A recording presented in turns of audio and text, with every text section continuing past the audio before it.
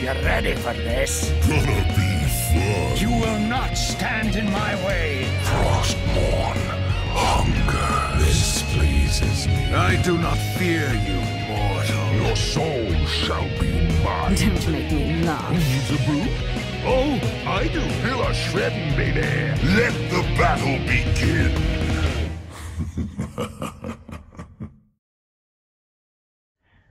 So hello and welcome to the 60th episode of the Nexus Trolls, a podcast all about Heroes of the Storm, part of the Trolls.gg Entertainment Network.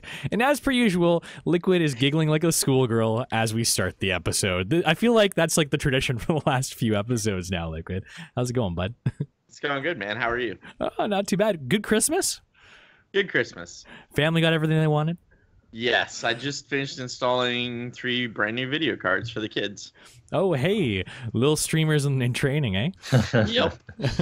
Yes, they are. What games are they into? Like weird stuff, like oh man, why am I going Gary's Mod, things like that. See, I don't even know what that is. I was worried you were gonna say something like really creepy, so I was like, oh, maybe I should have gone down this line of questioning. I was like, we gotta prep these things before the show. But how about you, Mystic? How would Christmas go for you, bud? It was pretty good. Went to a very nice Christmas dinner with like some family friends and stuff like that. So did you fill up on turkey? It was actually a steak. Ooh. Nice. Even better. I haven't had a good steak in a while. Yeah, we ordered a turkey that was like far too large. We're still eating turkey. We've been eating turkey for pretty much every meal, even breakfast, since Christmas. So I think I'm pretty turkeyed out. We got like an 18-pounder for I think 7 people. So apparently that's a lot. And I mean, if you look at it, it is once you look at that size of that bird. Anyhow, I hope everyone had a great Christmas, great holidays. Now we're in for our last show of the year. We've got lots. Well, we don't. We don't have lots to talk about. I was going to say. No, man, we don't. I'm so used to saying that, though. We got lots to talk about, but you know what? We really don't, because everyone was on holidays. There's a little bit of news. We had a teaser drop for Blaze, the new hero, the firebat, that's going to be coming to the Nexus, I'm assuming, within the next couple of weeks. So because of that, we're going to do a little theory crafting on what we think Blaze will be when he jumps into the Nexus. And then we're also going to be talking about selecting hero pools for ranked play, and we've kind of crafted our list. It's by no means perfect, but it's our list, and we'll talk about that as well. And as per usual, we've got LiQuiuD's eSports Corner. It wouldn't be a show with LiQuiuD on it if we didn't do LiQuiuD's eSports Corner. And then finally, we're also going to talk about the very small amount of news that's on the docket for the week. So before we start the show, we're going to thank our patrons over at patreon.com/trollsgg. If you like this show, you're looking for a way to support us, head over there and you can toss us a couple bucks. It's very much appreciated. Every little bit helps. We're never going to charge for the show, of course, but if you're looking for a way to support us, that's the place to do it. We've got a troll. Wait. Yes, go ahead. We're also changing to monthly on January 1st instead of per post. Yes, we decided it was kind of, I mean, when we started Patreon, it was just when we only had the Nexus Trolls. And since then, we've rolled into the Trolls GG Entertainment Network. So the Nexus Trolls Patreon became one for the Nexus Trolls as well as Troll and HGC. And then it kind of became awkward being like per episode because now we got 2 shows that are sharing it. How does that really work? So we're going to switch it over to like a monthly basis because not only do we have the 2 shows, we've actually got a 3rd show now that we do, entry-level esports with Trent Murray, the esports consultant. That's a video-only podcast, kind of short-form podcast that we do on esports. And I mean, we've got more and more content coming. We decide, hey, let's change it up a little bit, go to the monthly regime. So keep an eye out for that. Again, every little bit helps, and we'll be messaging all those patrons to let them know about the change as well. Troll of the week. We've got a troll of the week this week, and it is Spoodle. Spoodle? Who's Spoodle? Like, what do you want to tell us who Spoodle is? Spoodle is we're gonna go with Daz. God, I did that all last week. I know. Is Bags' lady friend, and that's what I'm going with. Bags' lady friend. She's super supportive of everything he does. If you think about it, Bags is doing 2 shows a week, between the weekly Blizz and Troll and HEC. She was super helpful at BlizzCon. Really cool. She hung out with us the entire time while we were sitting front and center. Really supportive and great person all around, and does after Not after show games, but does a lot of games with Bags while he's streaming. Yep, and you'll often see her in the background too while he's streaming. So, Spoodle, thanks for being a friend of the show, a friend of that work, and a friend of Bags as well. Special lady friend of that. Special lady friend. I think he's gonna kill me after this. Well, hopefully Bags isn't watching, but you know what? Let's move on to the news. Someday, this will make a great story. Very heavy news week with just one item. And you know what? We've already kind of covered it. To Blaze, the firebat was finally teased officially, so we know he's coming. What did you guys think of the little Twitter announcement there? Were you expecting it to be a hero reveal when you first pressed that play button, Mystic? What did you think when you first saw it? Well, when I saw it, I was like, huh. Well, they already revealed like most of the winter skins, so I wonder what this could be. So it was a little bit surprising that it was Blaze because it was all wintry feel, and I was like, oh, they're actually announcing Blaze, kind of, you know, via the Twitter thing. I assumed it was gonna be like a Happy Holidays type of thing at first. Honestly, that's what I thought it was. That's why I didn't watch it until I saw people on Twitter saying, "Oh my God, Blaze." And I was like, okay, now I have to go watch the video. And I watched the video. I was kind of disappointed because, you know, we're like coming right off of the heels of the BlizzCon reveal, which was like really super cool. And then there was Blaze. And I was like, British Jaina talking to a snowman, and then all of a sudden some like random cutscenes of like clips from StarCraft 2 with Blaze backing the vocals there. It was very awkward. I think it was meant to be kind of corny like that. So it worked kind of, but it was a very awkward kind of video from what I expected. But Mystic, you got to be happy. We got another StarCraft unit. Oh yeah, I'm excited, and there are quite a few possibilities that Blizzard could go with this hero, and I'm excited to find out what it could be. Yeah, from what we've heard, he's going to be a zone control warrior. I believe that's been confirmed, or at least highly speculated upon. So that's what we're probably going to see with Blaze, and we don't have any idea on the kit.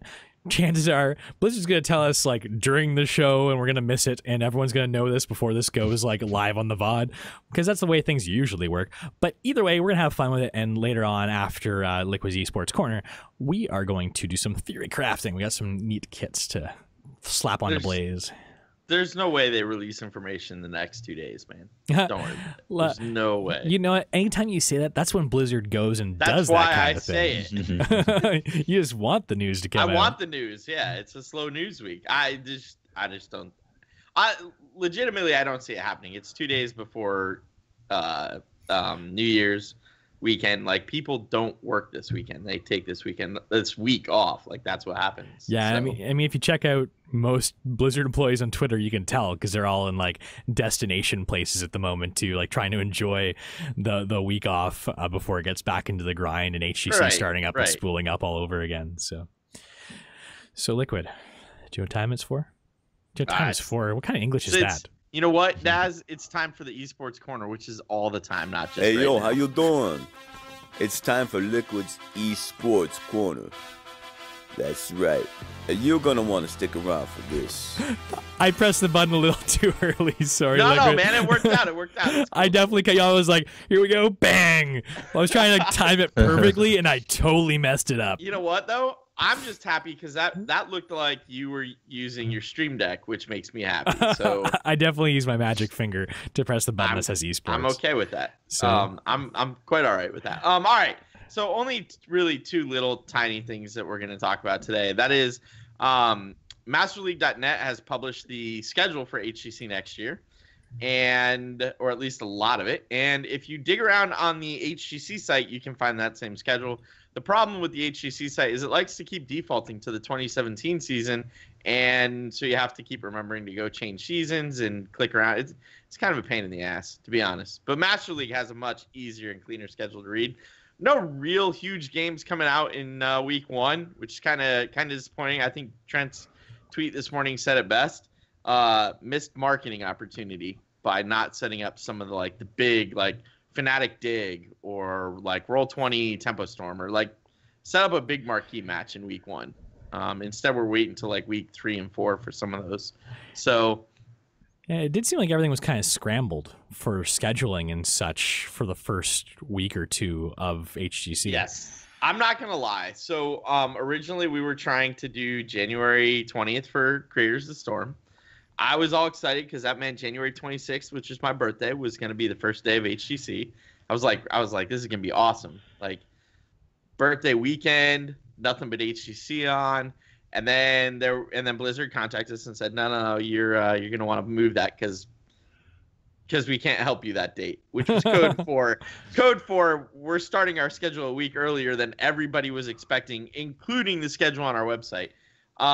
I suspect one of the event venues had to be changed, and that's what caused the shuffle in dates because everything has to line up correctly, which leads us to the schedule itself getting shuffled around and things being a little off.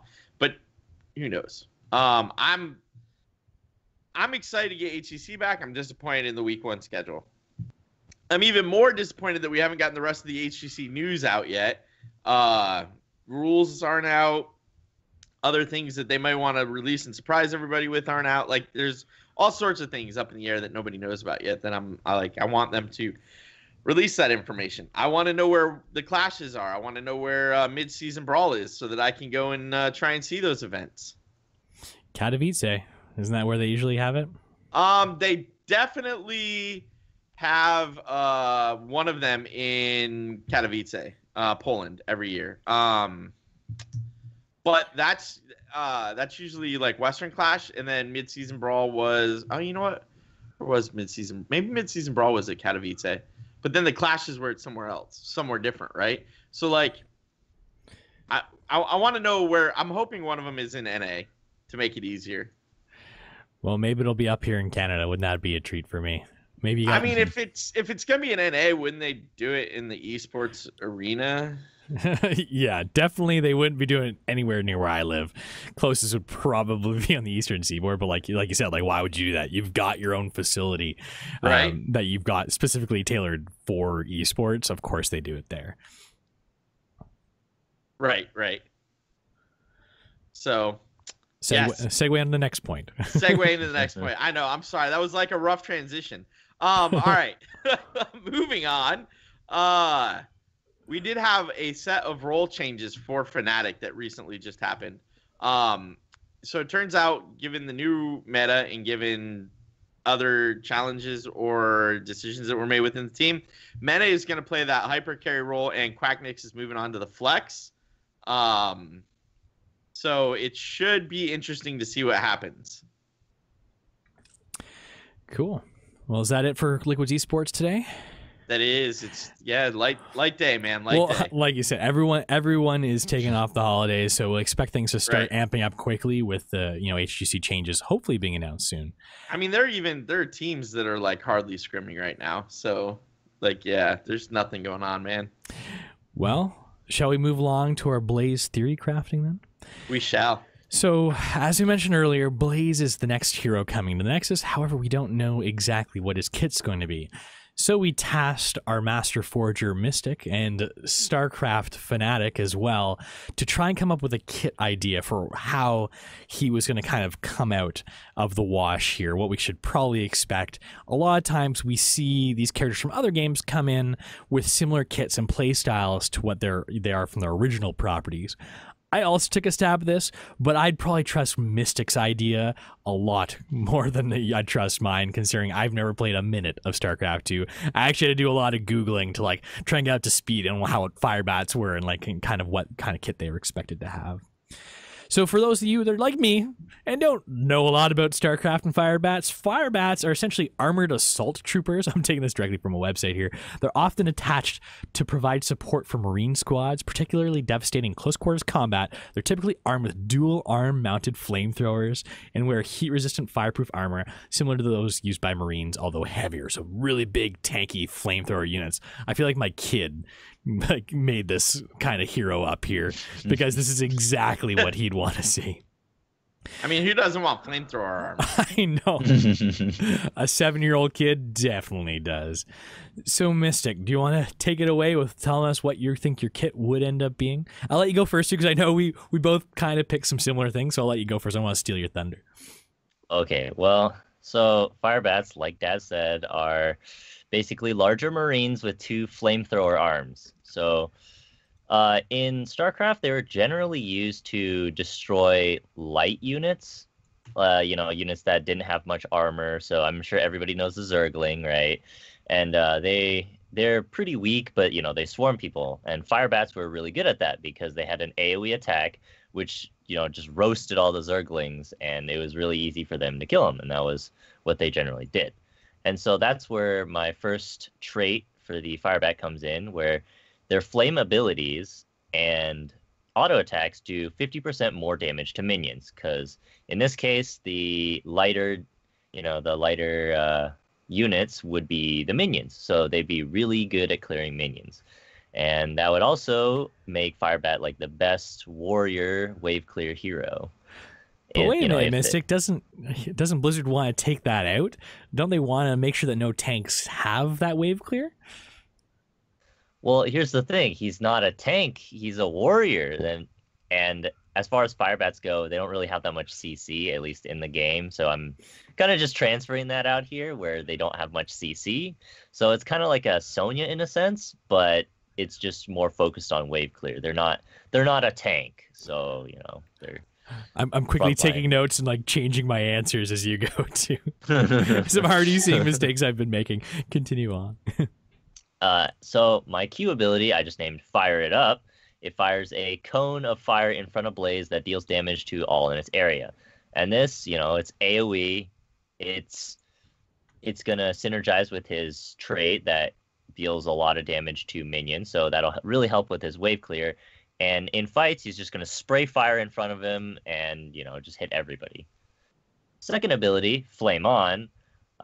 He's going to, spin his arms around a bit and then just create, a ring of fire that kind of goes out slowly from him. That'll damage all enemies in the area and still work really well with wave clear because he could just run into the middle of a minion wave, use that, and they're basically all dead. His E ability, I made Super Stim Pack. Now, for those of you that don't know, in StarCraft, there's an ability called Stim Pack that reduces your health and grants you attack speed and movement speed for a certain duration. However, they introduced a Super Stim Pack in Nova's co-op kind of kit, and Nova's a commander in the co-op thing. So in her units, Marines, they have super stim packs, which instead of taking away health, they restore health and grant the attack speed and movement speed. So I put it in here, and since we're Blaze is a warrior, he doesn't really want to take health away from himself, so I put it in a super stim pack so he can restore his health a little bit too, while he gets that attack speed and movement speed. All right, now for one of his ultimates, it's Pyrotechnician. Now it's a toggle. When you toggle it on, it'll constantly drain your mana, maybe at the speed of Chromie's Slowing Sands, which is basically 0 mana per second. It makes all of Blaze's flame abilities and auto attacks do percentage of max health damage. And I just put 3% because I feel I don't know. I don't really have the numbers for this. And I don't know we don't need numbers. Super work out, but it's going to do percentage of max health damage for everybody. Because, he just burns them down. And then the other ultimate I have is Firewall. So he places a firewall at a target location, and it does damage to all the enemies in the area and slows them for 30% when they walk through it. And it does considerable damage if you stand in it. So it's got a little bit of a slow, but it's more like zone control as well. So, LiQuid, would you have fun with Mystic's version of Blaze being more of a warrior bruiser type? I don't know. You know what? Let me answer that this way. Probably, but that's because I have changed the way I play, so it's less about ETC type warriors. I still play ETC type warriors, right? But it's less that's not all I play anymore. So I think I probably would have fun playing it. Super Stim Pack's kind of crazy. in my opinion.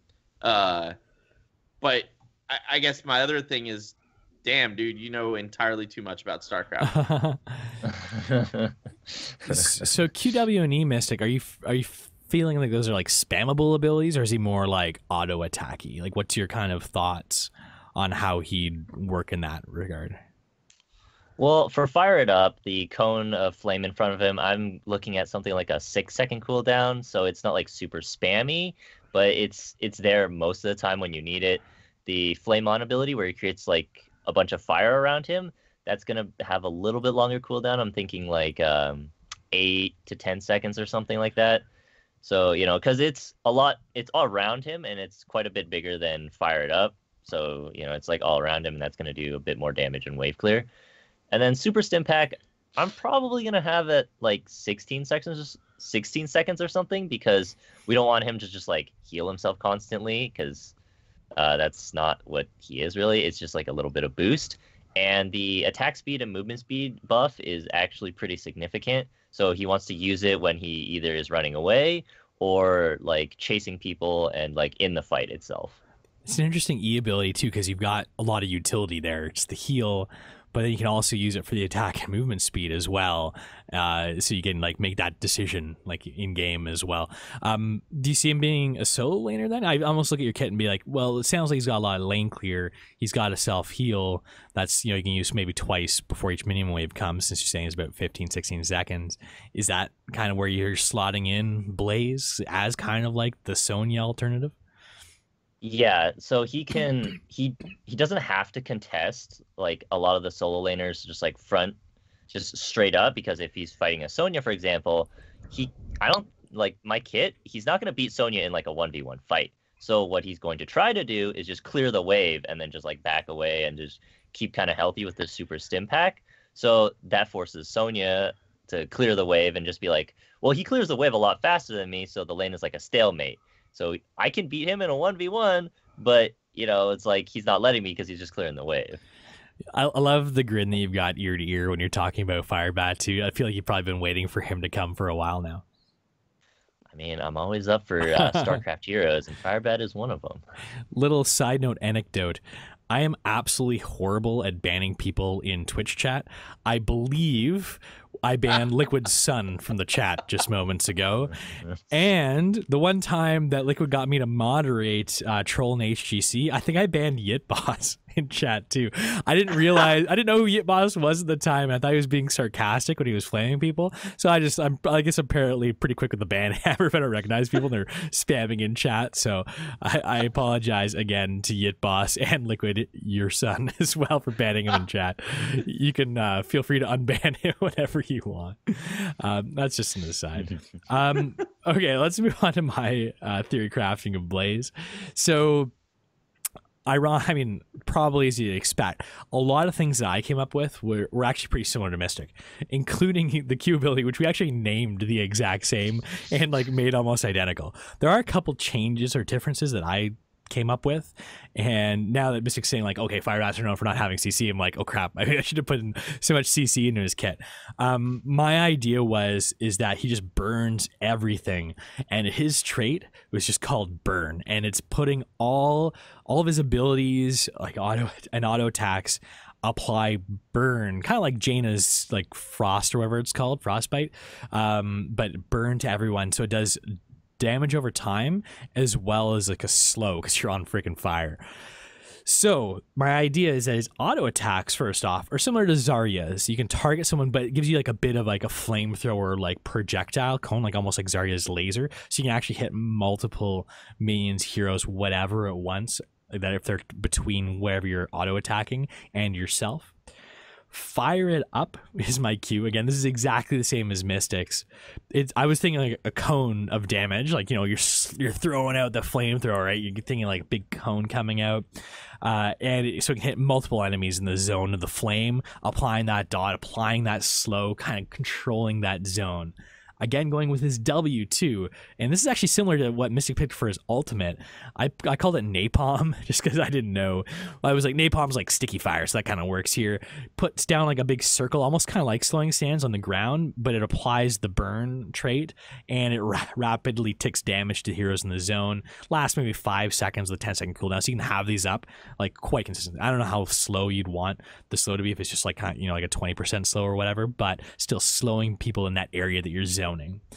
His E ability, I did not go with escape. I figured like I thought I was like, you know what, this guy's like a big tank.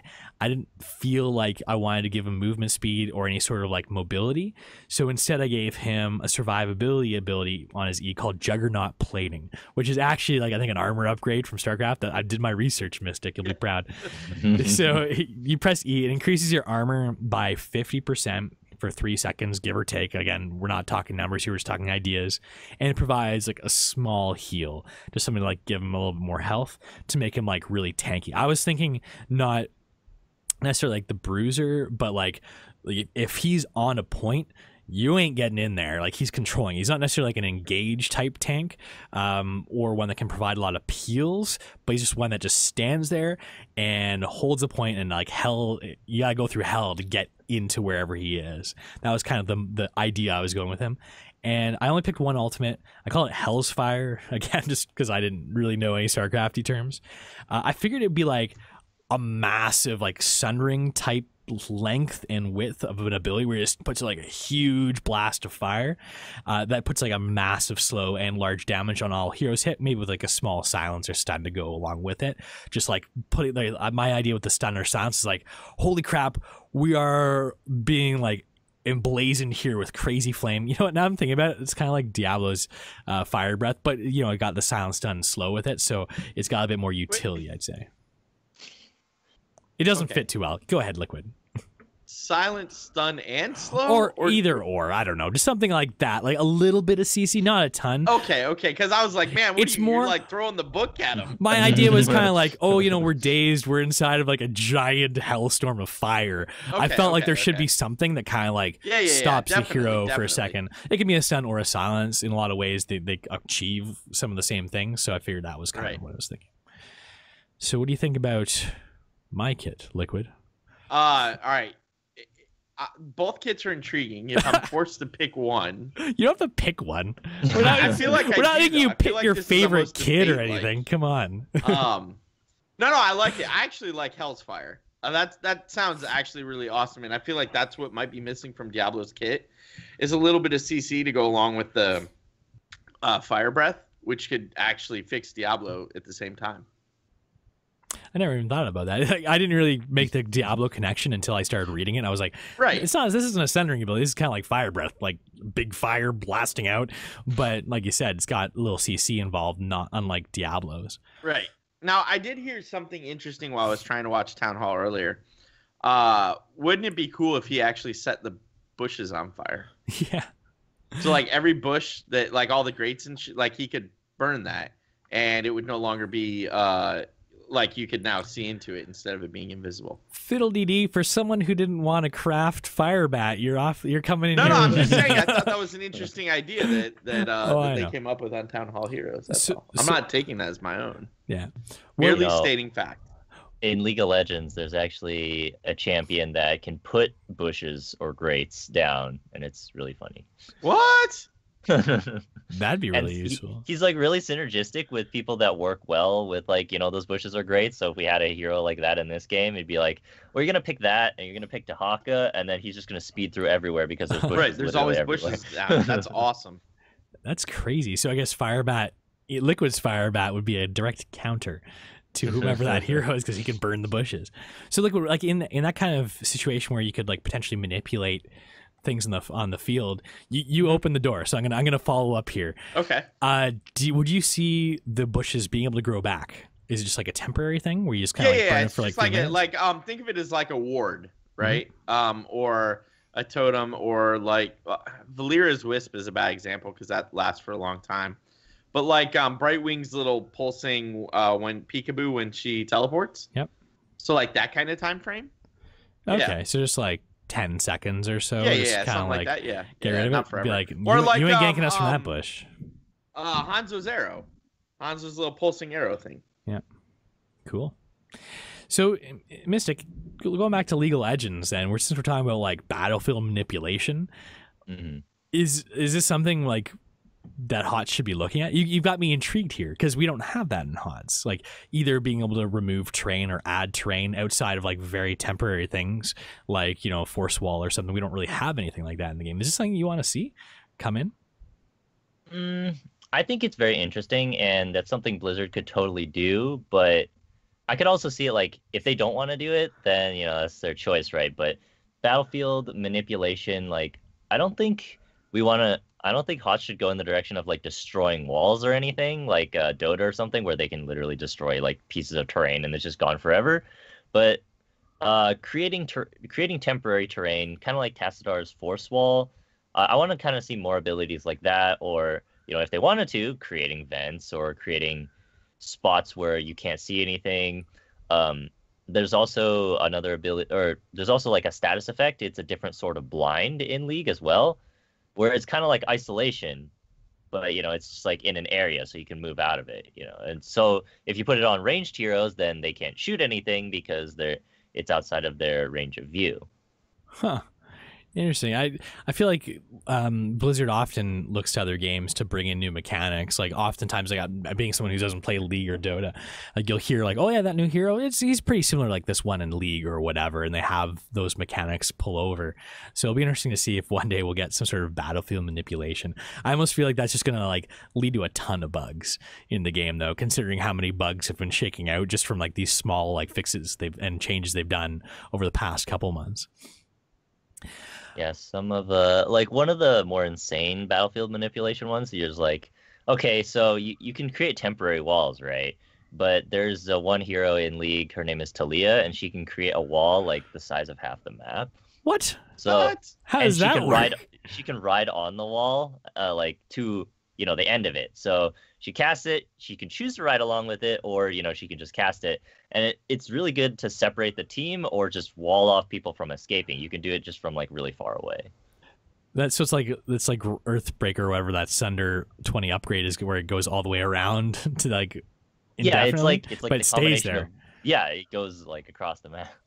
I can see that go horribly wrong. What if you accidentally isolated like your one poor guy on your team because you misaligned it or whatever, and then they're just isolated with another 5 on the opposite team surrounding them? Like that could go really badly if you place that wrong. That's something that League has, where you can put down a lot of the walls that you put up. So if you put up a wall like this, for example, this super wall, if you put it up and you feel like it's not in a good position or it's hindering your teammates more than helping, you can actually choose to put it down immediately instead of just leaving it up. Oh god, if only I could do that with force wall. There are times where force wall, you definitely wish you could do that 100%. Yeah, there's some alts like force wall, ley line comes to mind as well. Things where you can really mess things up if you do it incorrectly. And sometimes you're just like, where's the cancel button? You wish you could just take it down. I mean, Nazebo's zombie wall is like that too, but you could pull it down right away. Oh man, some of those ley lines that I've thrown out, yeah, I've made people pretty angry. Definite counter synergy there. Okay, so let's move along to talking about crafting a hero pool. Dun, dun, dun, dun. Thank you, LiQuiuD, for that great You're bumper. welcome, buddy. We should record that, clip it, and make sure that we use it all the time. Let's not. Dun, dun, dun, dun. Pretty stellar. You should do some voice acting. So, crafting a hero pool. As we all know, there's a lot of heroes in the game. There's no way everyone, not even pros, can have a hero pool that encompass all of the heroes in the game. You've got to be selective. So one thing we want to go over today is what we think would be a good hero pool to take into Hero League. Maybe like me, like I haven't played Hero League actually in a few months. I want to jump back in, do my placements. But before I do that, I want to make sure that I've got a solid hero pool together, like my roster that I know I'm good with all of them. So I've got options to fill every slot that may come up in the draft. You never want to be that guy who's like, and I only tank, right? And well, what happens if someone picks the first 2 picks are tanks, right? And you get stuck, you might have to support, you might be last pick, no one else supports. You need to make sure that you have something for each role. You might have your desired role, that's okay, but you want to make sure you are flexible enough to fill whatever hole you find yourself in, be it first, last, or somewhere in the middle pick. So one thing that we wanted to do when we came up with this list is make sure that we don't have like unrealistic heroes on there. Obviously, you're not going to see things like Cho'Gall or things that we think will be banned so often. I mean, we're not really in the garage insta-ban anymore, but maybe something like Valeera will get banned quite a bit. We're seeing a lot of that. So we didn't want to take those heroes that might be seen as OP right now because you're not likely going to even get to play them if you get into a Hero League drafting environment. So we want to make sure we've got a list of heroes that we think you can realistically play, are all around good heroes, and you can make an impact with. So the roles we identified, there was a lot of debate here. we off camera before we started, I was like, okay, I guess we got tanks, off tank support, and DPS. We can choose a couple from each. So even if you get like banned or like someone else picks them, you still have a little bit of flexibility to adapt. Of course, we do that, and LiQuiud's like, well, tank off, what about like solo laner? What about, and then like I was thinking too, like what about like specialty or pocket picks? Like what do you do with those things? So this isn't by any means a perfect comprehensive list. It's just who we think would work as like 8 to 10 heroes that you can take into Hero League and feel comfortable and confident that generally will be okay. You might get nudged out of those picks for whatever reason, but we think that this does cover a pretty solid base. So we'll start with the first role, tank. Our resident tank player who has been branching out recently. We'll go to LiQuiud. I know that, okay, there's tanks, off tanks, solo laners, bruisers, warriors can be like classified a lot of ways. But let's just talk about main tanks here, LiQuiud. Straight up tanks. Main tanks. If you are sitting there and someone's like, hey, you got a tank, bud, what tank would you suggest people get good at and take in those situations? So while it pains me to say this, and I know you picked him later, so at least there's some love there. Right now, given the current state of the game, definitely go in knowing ETC. The like 100% ETC. The next one I go back and forth with, but because Mystic picked what he picked, I'm comfortable saying Muradin for my second one. Yeah. So I'm going with ETC Muradin. It's hard. So like the way I'm gonna just caveat most of this real quick, Daz. For me, I have all my favorite set, and I have 4 warriors, like 3 assassins, Nazebo, and then 2 healers. I think that adds up correctly. I might be off by like 1 somewhere. So, but ETC and Muradin are my 2 like main tanks, and then maybe like Joe in your back pocket if you need it. So why ETC and Muradin? Like why would those be the 2 you suggest people get good at? They're Muradin's. Our after show viewer game last night notwithstanding, Muradin's actually really hard to kill, and has like high survivability and good quality stuns. ETC has great stuns, a lot of control, and also has a self heal. So both of those, you're a little more semi like self reliant as opposed to, like Joe. Joe's got her shield, but can't like save herself. She can a little bit, but like her heal talent not so great. Actually, I feel like they removed that last time. So am I going blank? Anyway, those are the 2 like solid quality tanks right now for you to go in with. Yeah, it seems like there's not a lot of glaring holes in their kit too. Right. They can engage, they can peel, they've got some survivability, they can make plays too, which is always important. So those seem to be some pretty solid picks, and to be honest, I think if I picked 2 tanks, I think I'd pick those as well. Mystic, if you had a hole to plug there, what if someone's like, you know what, I don't like cows, I ain't playing that cow, I'll take Muradin, I want one other. Which other tank would you slot in here? Well, Arthas, I'd probably put in for one of those tanks. While LiQuiud does have the prime picks here, I think Arthas is pretty solid. He doesn't have any stuns, so that's kind of a problem, but he is a solid tank. He has self-sustain, he can slow, he can peel, and he can initiate with either Syndragosa or a root. And so all of those are all really good. It's just that he's not as mobile or, you know, as CC intensive because he doesn't have a stun as ETC or Murden. Funny side note, I absolutely hate playing Arthas. So much your voice cracked. Hate with the, oh my god, I can't explain how much I hate playing Arthas. Something about his kit feels off to me, and I just cannot stand playing Arthas at all. I'm right there with you, bud. I never ever clicked with Arthas for whatever reason. Right? He's an awesome tank. The esports lover in me wants people to play him. The I want a good Hero League match person wants people to play him. I cannot play him. It does not work. It never worked. Shiz wanted me to play him like 2 seasons ago in Cher League. I couldn't do it. Like I tried. I can't. Something about Arthas and me don't get along. But Arthas with a Lucio, absolutely amazing.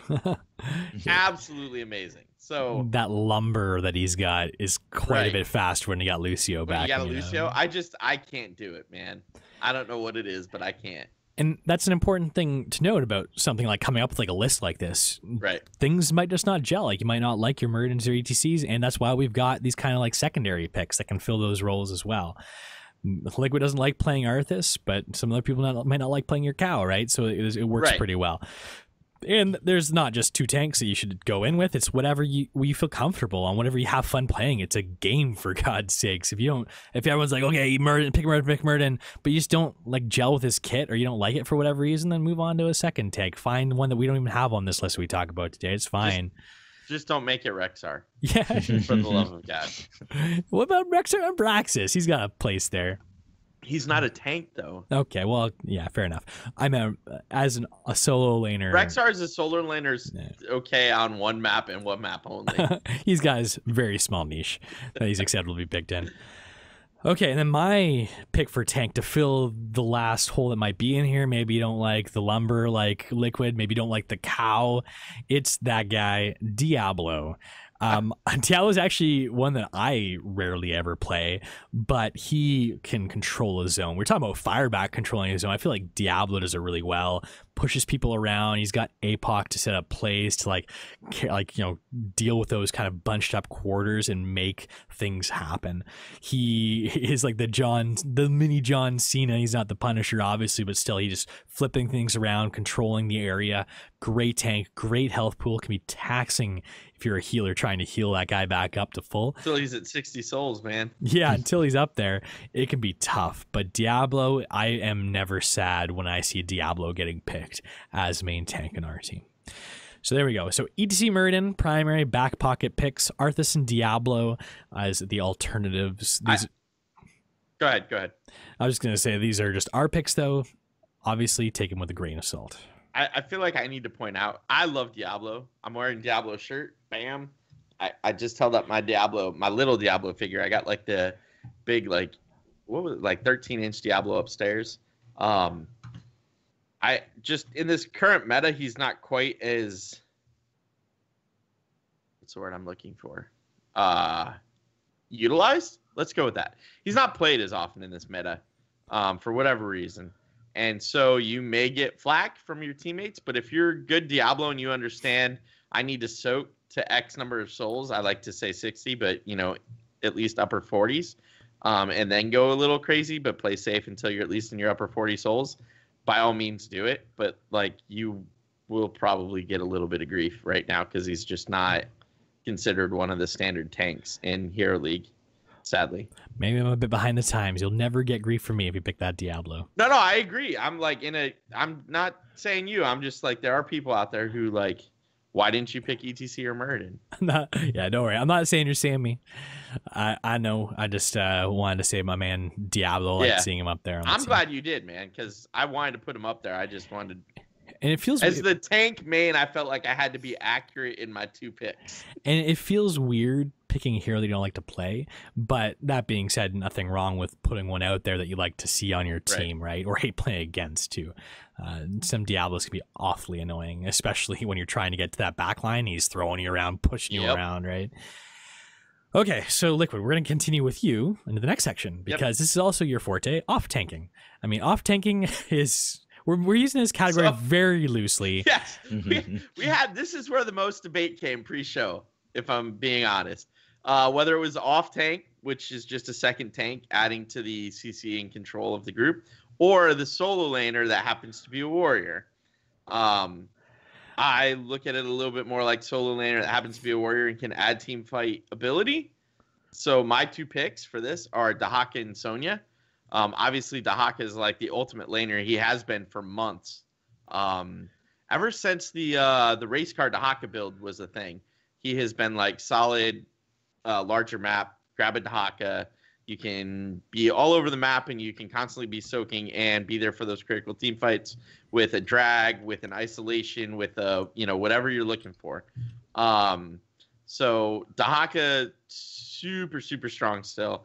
And then and as Daz is pulling up right now, he is the second most banned warrior, second only to Garrosh. And now that we know Garrosh has got nerfed, he's probably now the first most banned warrior. Sonya for the last couple of patches, probably the last 3 patches, has been super strong as a laner, and can come in with team fight post poison spear, which I want to say is 7, but I think so. Yeah, because you can melt a squishy if you can land a poison spear and a seismic slam. That's like 3/4 of any squishy target's health.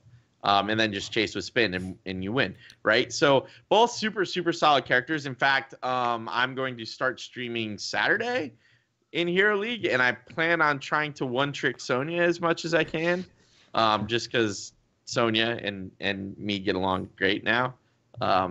Again, games last night notwithstanding. And one X factor that Sonya has too is she's really good at aggroing the other team.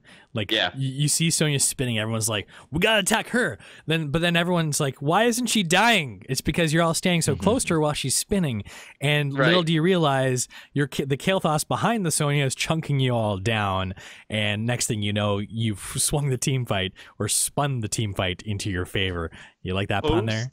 Yeah, I did like that pun. I think it's post 13. So Sonya Dahaka, great picks. They have the solo lane utility as well. There's kind of asterisks because they are often banned. Both Dahaka and Sonya are high up on the ban list. So if you want to get the Dahaka Sonya, that's probably like first pickish territory, or at least first few picks. Or either that, or you're going to see them probably picked or banned. So I like also one little thing I'll throw out there with Sonya. On 13, I like Life Funnel, especially if I know there's a lot of clumpy fights. Oh my god, that extra healing when you spin, so much fun. It makes a huge difference. Dude. Yeah. So much fun. Yeah, if you got that with Wrath of the Berserker going on, it's tough to get through. Oh god, it's fun. I love Sonya. Well, sorry. You'll be one tricking her next week, right? Starting Saturday, man. In my little red and black Death Knight outfit. Nice. I can't wait for that. We're going to have to tell everyone about the details. So are you going to be streaming on Trolls GG, or are you going to be doing it on your own channel? No, on my channel. All right. Which channel is that, LiQuiud? LiQiuD GG. LiQiuD GG. So keep tuned for that. And you can follow LiQuiud on Twitter at LiQuiudGG. That's IUDGG for more updates on when he goes live. So Mystic, if we're looking for someone that, like maybe Dahaka and Sonya are both banned, maybe your main tank's been picked and you're sitting there going to be trying to fill that, off tank bruiser, whatever we want to call it, role, what would you say would be a nice compliment to the heroes we've got so far? I think Artanis is pretty good. I know a lot of people, kind of sleep on him because, hey, there's Sonya exists, Dahaka exists, and Artanis isn't exactly the strongest solo laner, but he does well enough, and he has his shield, which means he can fight on the front line, and he offers a lot of utility, especially with amateur opponent. So with amateur opponent, it means he can do merc camps and all that stuff pretty well, as long as he can go in and DPS the immortal fairly well, so that gives him that race potential, and that he can clear out just quite a bit of PvE stuff. So while he's not the strongest PvP, he's okay. He does offer quite a bit of a PvE option. Yeah. And the nice thing about Artanis is he often doesn't get banned. So unlike Dahaka and Sonya that are very high up on the priority ban list, Artanis is one that sneaks through. So if you are looking for that secondary like tier solo laner, Artanis can definitely fit that bill. One like especially so we're not covering like which maps to definitely pick these on, but I would actually rate him higher than Sonya and maybe even Dahaka on like which one with the two immortals? Why am I going blank? BOE. Yeah, BOE. Like 100% on BOE because he just shreds the immortal. So like, why wouldn't you take that? Not only that, but on BOE, he's also got the AoE blind, which is amazing during the race. If you're doing that race where you're racing them, you drop that blind. Sorry, Grey Maiden Vala, you're not chunking that immortal, and that often can win those last few crucial seconds to get that immortal down. Absolutely. So he's like all of a sudden, if you look at maps, priority changes a little bit, especially for Artanis. Like especially in the solar laner, actually. Artanis is great solo lane on BOE. Sonya is great on like Tomb of the Spider Queen and Infernal Shrines. So like it just comes down to where you're playing, also. But anyway, sorry, keep going. No, one I was gonna say here, and I'm a little nervous as to what LiQuiD's gonna say in reply to my choice here, is a Nubarak. If you aren't looking at Dahaka, Sonya, Artanis, maybe you need a little extra CC. Maybe your tank picked Joanna, and you're sitting there being like, well, we don't have any hard CC. We need a little bit more engage. See, I already made a mistake. You had me until the Johanna statement. Well, I'm trying to think of an example where you might be lacking in CC. Arthas. Okay, there you go. Arthas. Yeah, the Frost Bros, right? Arthas and Artanis. Or Arthas and Anubarak, good old buddies from the Frozen Throne, right? It's great because he does have that solid engage in the burrow. He's got stuns in his kit. He's got cocoon. In terms of like you're putting together a dive comp, having a Nubarak in your back pocket is definitely a nice option. Although Arthas and Nubarak is insanely good. If you're gonna run a double warrior comp and you don't need, especially like on a 2-lane map where you can get away with not having a specific solo laner necessarily, Arthas and Nubarak is crazy strong. So I support the Nubarak pick here. I just don't do it if you think Nubarak's going to be your solo laner.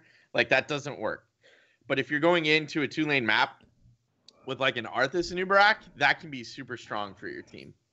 Okay, I got a question for you since you hacked part of my Joanna call there. That was off no, that's fine. That was just off the top of the head. I was like trying to think of a tank that didn't have a lot of CC or engage, like outside of our ultimate. So if I was in a draft with you, LiQuiD, and I picked Joanna, what off tank would you pick with her? 2-lane or 3-lane map? I don't care. Just you okay, can pick. Well, I mean, well, like let's say it's on Curse. Right. Okay, just to make life easier. Dahaka, 100%. Okay, so you go with make sure you got the solo laner, right? To kind of take it. What's interesting with Johanna is not a bad pick, but if you go Johanna and Nubarak, you set yourself up for like a really difficult game. You can win that way, but you don't have a lot of damage on either of your two frontliners, right? Nubarak does okay, Johanna does but. And then you're like, okay, well, do I double warrior, double heal, and go with hyper carry, or do I try to fill this in the rest of the plays? So you get in this weird, like, if you draft a Nubarak and Johanna together, like your comp is a lot harder to work out and relies on you being able to strongly win 5-man team fights every time because you almost can't afford to have a solo laner at that point unless it's like a Brightwing solo laner to port in on you and like support you all the time, right? So it ratchets up the difficulty if you go Johanna and Nubarak. Can be done, but like what about not in Hero League? What about a situation where you took like Arthas and Nubarak? Suddenly you're taking away your solo laning potential as well. No, because Arthas is actually a good solo laner in that comp. Really, you put Arthas in the solo lane? Yeah, Arthas does the solo lane. And go watch any of the BlizzCon VODs and in fact some of the gold GCWC comps. Arthas ends up solo laning in that situation, and Nubarak stays with the group, and then their 5-man when they come together for their 5-man fights, it's incredibly strong. So, just out of curiosity, if it was a 2-lane map, would you say Rexar? No. That was with Johanna. I would go Sonya at that point because then the solo laner it's still as important, but you get more damage out of a Sonya than you do out of a Dehaka. And because this is a 2-lane map and it's closer together, you don't need the global as much. So you can squeeze a little more damage out of your warrior than you can out of having the global. He's a tank man, folks. You can tell he put a lot of time into this. A lot of thought. Okay, so let's move along to supports. So we've got, we'll recap of how things are shaking up. Tank, ETC Muradin with Arthas and Diablo secondaries. Off tank, Dehaka Sonya. Maybe with an Artanis or a new bracket, you can slot in to fill those roles too if you feel more comfortable on those heroes, or if you're worried that Dehaka and Sonya might get banned. So now we gotta look at supports. So I'll take the lead on this one since I was a support main in the most recent Chair League season. I know a lot's changed in supports recently. However, I think the two that I would put near the top of the list, and this can be difficult because there's a lot of different situations and a lot of healers that fit a lot of different slots. But if you're not like a support main, if you're a support main going into Hero League, same thing with like tank. If you're a tank main, a support main, a DPS main, I definitely like put more focus on like maybe have 4 supports or 4 tanks that you kind of like have as go-tos. We're just talking about if you don't have necessarily like a main role and you get stuck on support. Who are the two you'd look to? I'd suggest Uther and Malfurion probably tick off most of the boxes for most of the situations if you only had 2 that you had to go with. Uther is great, provides a lot of CC, can support the hyper carries or the frontline bruisers with the Divine Shield, provides great utility, not a huge healing output, but I mean the utility of his armor that he provides as well can be amazing. Obviously he can be easily countered by those kind of like big damagey like Chromies and Gul'dans, like just put out raw damage. It can be tough to heal through that, so you might need a second support in those situations. The other kind of raw healer that's been a lot more popular, and it used to be my go-to pick, I think I've still got most games played on him, is Malfurion. His root is absolutely phenomenal if you get really good at landing it. His healing output isn't too bad either. He can get a lot of healing out. Obviously, his wave clear was nerfed a little bit with some of his abilities being nerfed during the support nerf, but he also provides sight if they've got stealthies on the other team, like you often see Valeras and Novas these days too. So those are my 2 support picks, but I know Mystic has also been a support main from time to time. So Mystic, what do you think? Like, am I missing something here? Do you think those are 2 good picks, or do you think you'd supplant one of my 2 picks with somebody else maybe? I think you got like most of the solid stuff down, because Uther, and Malfurion are really good at healing, and they have like all their utility that they provide as well via like hard stuns and roots like that. My pick is going to be Lucio.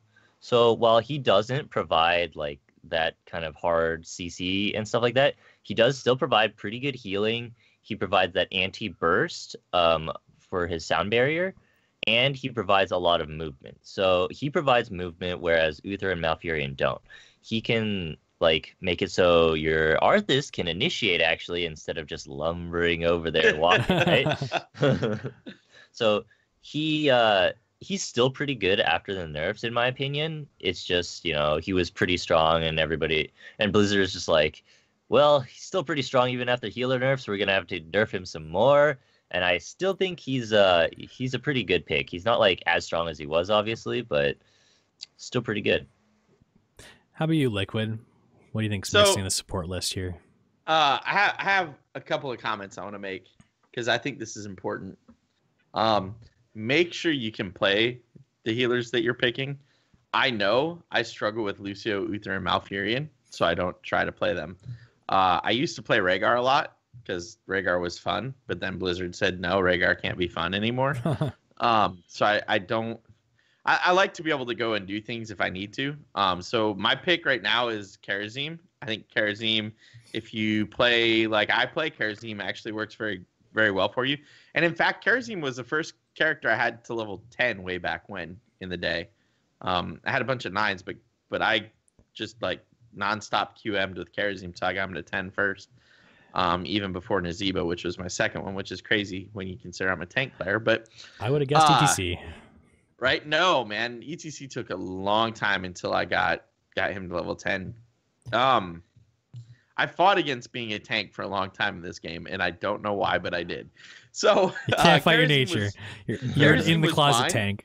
Right? I'm not in the closet, man. I play tank every other game. It was just this one was weird for some reason. I don't know. I think it was because I had to learn the game first, and once I understood the game better, it was easier for me to transition into something that was more comfortable, which was tanking.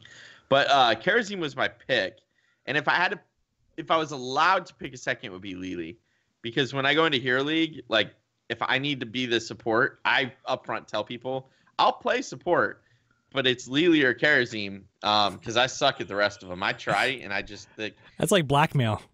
No, you're extorting them. Like, you're like, I'm not well, trying I to will blackmail play them. him, but I'm like, I'll tell you what's going to happen. honest with them. Like, no matter what, the kit doesn't feel right to me. I'll play anything else. And usually when you tell people that, they're like, well, can you tank? And I'm like, yeah. And they're like, okay, do that then. Because a lot of people don't like to tank in Hero League. They prefer to do the carry type roles, which is fine with me. I don't mind tanking. But yeah, it doesn't, I don't know. Something about, I think Rhaegar I was okay with, but I don't know.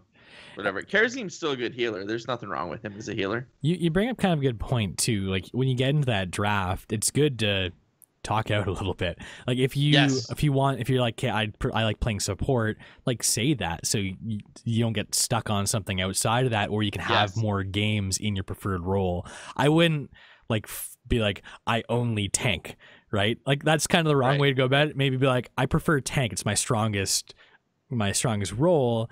Are you guys cool with that? And then I think that's a lot better than be like, I only play ETC or Asmodan. Absolutely. But for the love of God, if you're not going to at least do that, at least show who you want to pick so people can try to plan around that. Because when you don't even show who you're going to pick, people are like, well, what do I do now? Like, I'm going to ban something, and then 3 minutes later, you're yelling at me for banning the hero you wanted to pick, but you never showed who you wanted to pick, so how the hell was I supposed to know that? So if you take nothing else out of this discussion tonight, take the fact that you should at least show what pick you want in Hero League so people can try to draft around you. Worst feeling ever is when you're picking, say, in like the 3-4 slot and you still don't have a healer. The last guy hasn't shown anything. You're like, well, I kind of want, like, maybe you got to fill the tank role, so you pick that. And you're sitting there being like, I really hope he picks a support. Like you have no idea as soon as anything comes. You're like crossing your fingers. You're watching the timer tick down, and they pick like, you know, the Gazlo or something like an Asmodan. You're like, oh crap! But that could have been prevented if everyone just like if he hovered the Asmodan or Gaz or whatever it was, you could maybe adjust. Like everyone would adjust around it, understanding that maybe that person is going to be that bastard who like just won't budge from whatever pick it is. Like that's not ideal, but at least people can play around it. Nothing worse and nothing saltier. Nothing gets people saltier than going into a Hero League game with one of your major roles not fulfilled, being like tanker healer. I will point out that no support games have one of two outcomes. Well, win or loss. No, it's one of three outcomes. But I mean, yes, really, it's one of two outcomes. But one of three things happens. The team that has no support is really salty, and they just lose. They can't get past the salt, and they just lose. The team that has no support gets past the salt and says, screw it. We have one more damage than them. We're going to play smart and we're going to win this game anyway. And then they do win that game because the team that is facing them is like, dude, they have no support. We got this. Like, this is no problem. Everybody relax. Let's just play our game and do it. I can tell you I've been in a number of no support games where the no support team has won. I've been on the team and I've been against the team. 100% stay away from the saltiness and just play the game. Right? If you end up on the team with no support, say, guys, it's fine. Yes, it would have been better if we got a support. Yes, I would have even played the support, but let's move on and try to win this game anyway.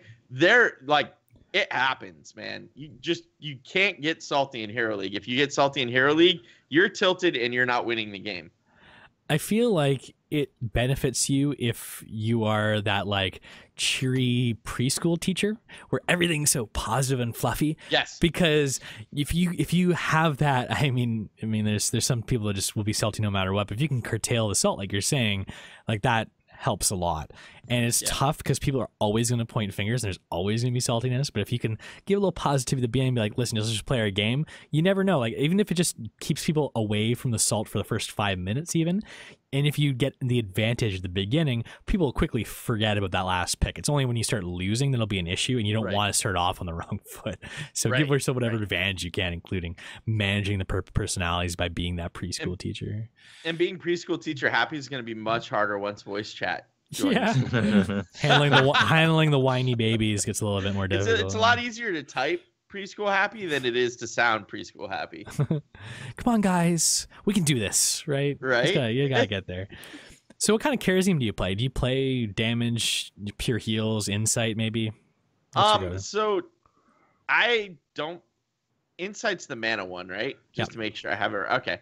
I don't play insight. I have played Iron Fist and I have played the heal one, which I can't remember what it's called right now. I'm so bad at talent names, guys. I'm sorry. Doesn't matter. I just heal know one's where fine. it is. I'm like control 1, 2, 3. Like I know where it is in the position. I prefer Iron Fist now, and you can still get a lot of healing out even with Iron Fist, and you're bringing a large amount of damage with you. So I actually like that one the best personally. I've been an insight Karazim, but I'm not a very good Karazim, so I'm the last person you want to talk to for advice on that guy. So Mystic, we got one role that we've yet to fill here, and that is DPS. Probably the role that most people want to play. So if you had your choice, maybe your first pick, you want to pick a general DPSer, or you're finding yourself sliding into that DPS role, who would you suggest that people hone in on and work really hard to get good with? Well, I think you should probably pick ones that are almost never bad in any situation, and the ones that are pretty solid. So something like first picks, you could go for Greymane, which, you know, goes well into almost everything. You know, he has a melee form for all melee needs. He has a range form for all range needs, and he does really good damage. So he doesn't really have any bad points except that he doesn't have any CC. But that should be covered by, you know, since you're a DPS, that should be covered by your tanks, your healers, and any other off picks. So, you know, he's pretty solid in that respect. Vala is the other one, where Vala's Q build does a lot of single target damage. Vala has a W build that does a lot of AoE damage. And then she also has just an escape as well. And so does Greymane. So she's very solid. And then if you need more damage, you can pick Strafe. If you need some CC or some follow-up, you can pick the Shadow Beasts. I think that's what it's called. And all of that is like, you know, everything that you could possibly want except for maybe sustain, but that's usually put on solo laners, or, you know, the healer can heal you. And I feel like they rarely get banned too. I just look at the ban numbers; they're not too high up on the list. Generally, you have those more annoying heroes that get banned, at least on the first round of bans. So they are likely to slip through, and they do have high pick rates. So those are like prime candidates for getting good with in Hero League. Yeah, when you pick those, they're pretty solid. There's no real like, well, are they going for a Greymane comp or something? Yeah. But yeah, no one's gonna flame you too, right? I mean, they'll flame you if you're bad, but if you pick a Vala Greymane anywhere, like I can't think of many compositions where you'd be like, okay, we don't want that. Maybe if you've got 3 other auto attack assassins, maybe you don't want the Vala too.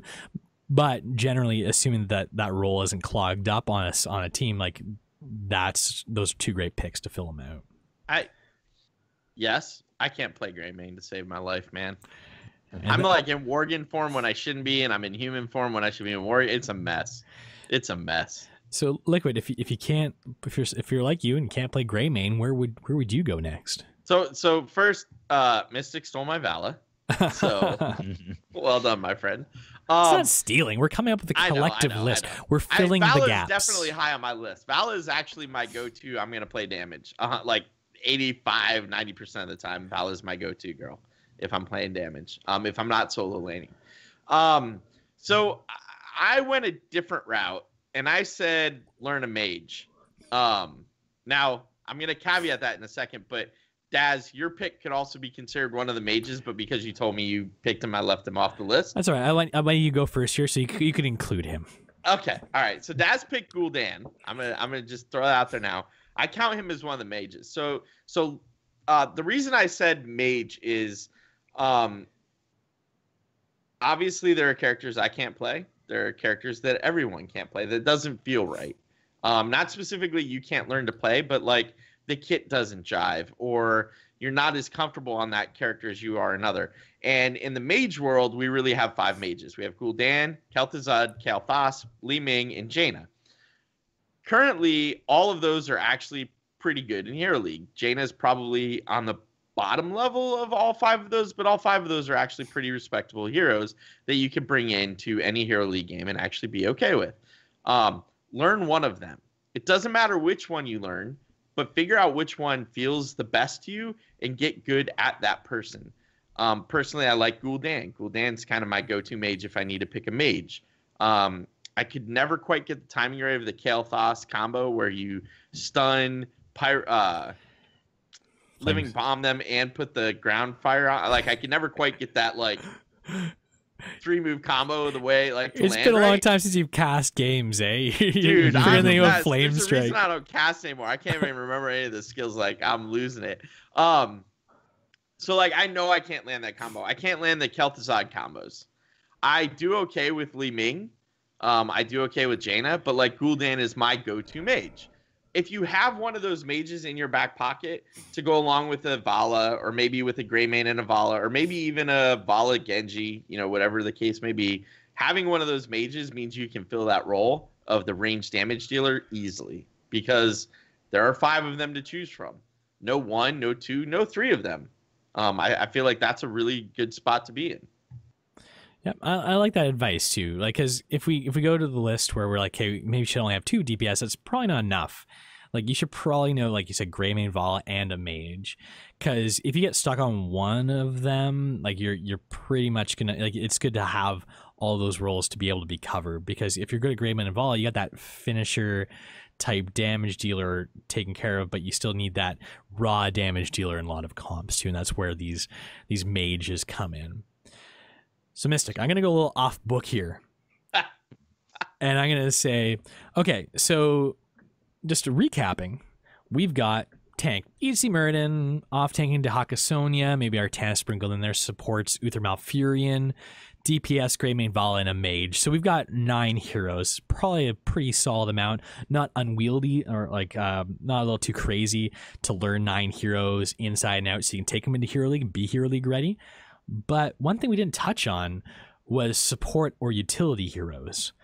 Is there anyone else you might add to that list, kind of as like, well, if the ideal situation pops up for this hero, I should really know how to play him or her or it? Well, Asmodan is actually really good at carrying for Hero League. Oh, no.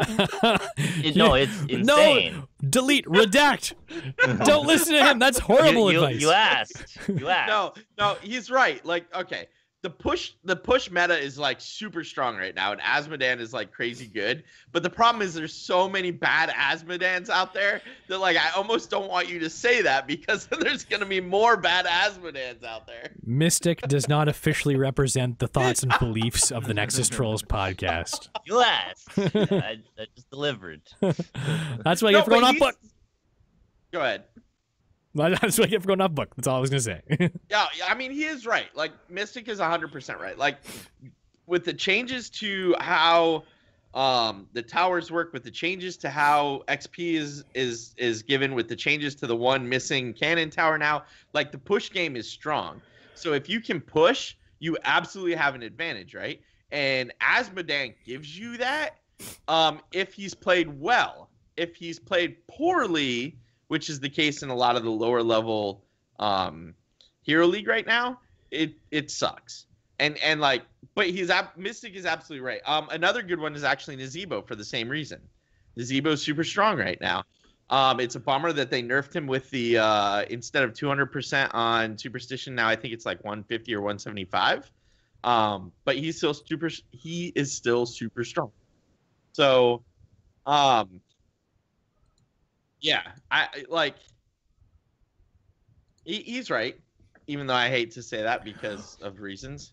Well, what about, like, to be honest with you, I'm kind of surprised at Asmodan. I wasn't expecting that.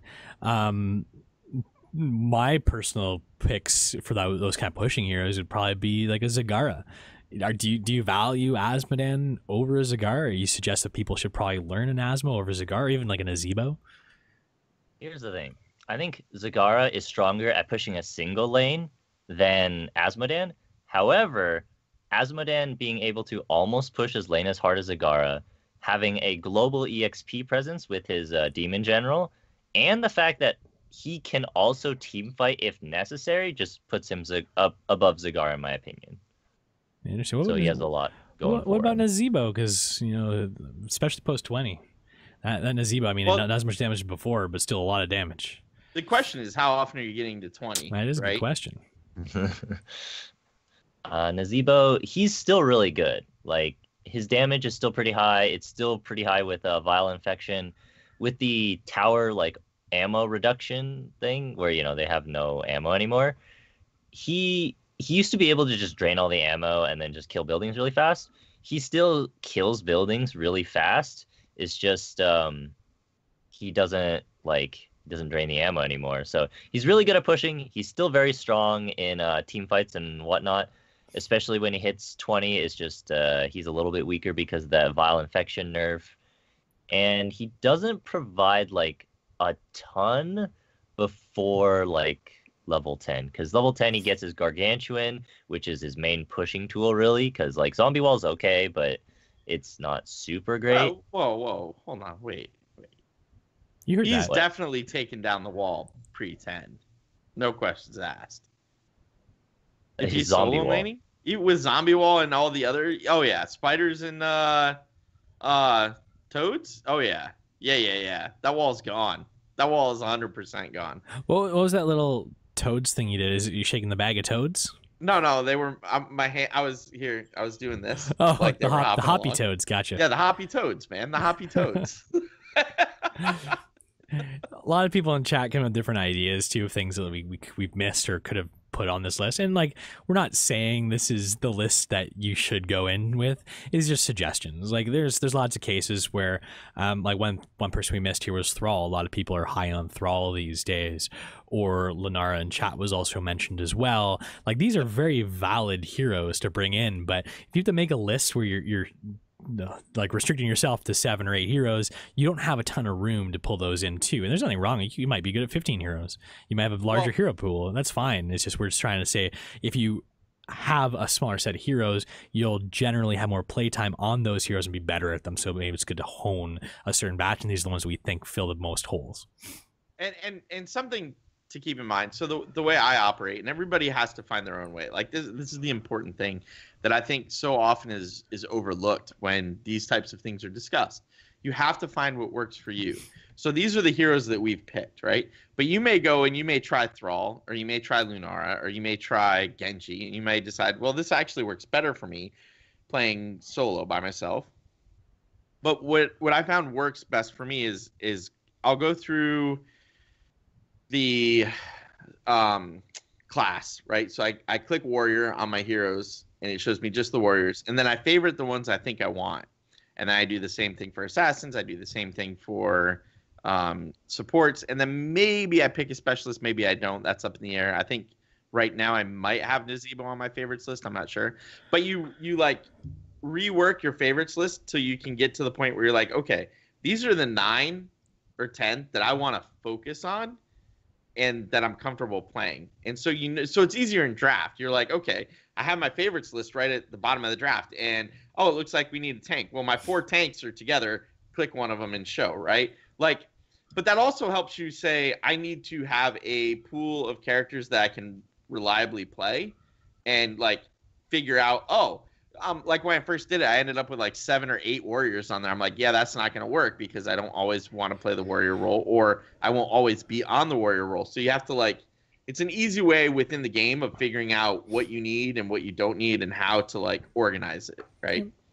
And it's the case too. We're not saying like never play heroes not on this list too.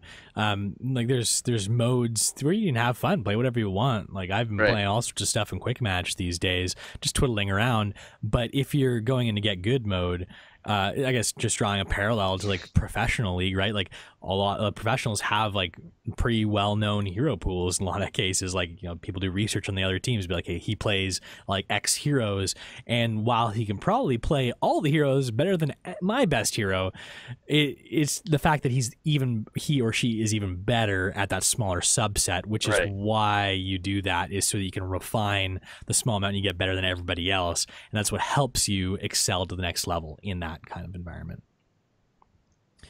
Hi, anything else to say on this, boys? Nope. Well, I guess it sounds like a good place to end the show. We weren't as short as I thought we were going to be, but we're also not terribly long, so this is a nice little sweet spot here. So thanks everybody for listening to the Nexus Trolls, a Heroes of the Storm podcast. We stream this live on our Twitch channel, twitch.tv/TheNexusTrolls/GG, every week on Wednesdays at 7:30 p.m. Eastern, 4:30 p.m. Pacific. LiQuid, where can folks find you these days? So the best place to find me is on Twitter at LiQuidGG. That's LiQiuDGG. Wow, it's even typed in there. I could just read this. I've said this so often, I don't even have to look at it. I was like halfway through it before I realized that. So I tweet whenever I'm going to do stuff, whether it's doing the Nexus Trolls, trolling HGC, which we did last night with Trent and Jay Shrita, which was awesome. Hopefully we'll get to see him and Kaldor arm wrestle again in that rematch that he's looking for. But I tweet whenever I'm going to do that, or if when I start streaming this weekend, I'll also be tweeting when I go live then too. Cool. How about you, Mystic? You can find me at Mystic Shroud on Twitter. And you can find me at DazHots on Twitter as well. Thank you for all of those supporting us on Patreon over at patreon.com/trollsgg. If you like the show and you're looking for a way to support us, you can do so over there. And as LiQuid mentioned near the top of the show, we're going to be transitioning from a per show payment model to just a per month one for reasons we gave before. You can also subscribe to our show on iTunes, Google Play, Stitcher, or wherever you happen to find your podcast online. We're likely there. You can also visit our website at trolls.gg/TheNexusTroll to watch this and past shows, as well as get information about other shows that we do, like Troll and HGC or Entry Level Esports with Trent Murray. You can also watch our past video streams on our YouTube channel. The information for that is also on the site. And for announcements of the show in general, here's the Storm News. You can follow us on Twitter at TheNexusTrolls or at TrollsGG. If you want to hang out with us and the Trolls community in-game, you can /join TrollsGG in-game or join our Discord channel. The information for that is at trolls.gg/Discord. We're also going to be doing after-show games today. We're trying to make a regular habit of that. So if you want to catch up with us in-game after the show, just /join TrollsGG in-game. And if you're listening to the VOD or watching the VOD, you can always try and catch us. We're lingering in that channel quite often. We'll be happy to play with you guys. And finally, if you need to get in touch with us, the best way is by email at TheNexusTrolls@TrollsGG. LiQuid and Mystic, thanks as usual. Everybody, thanks for listening. Have a great week.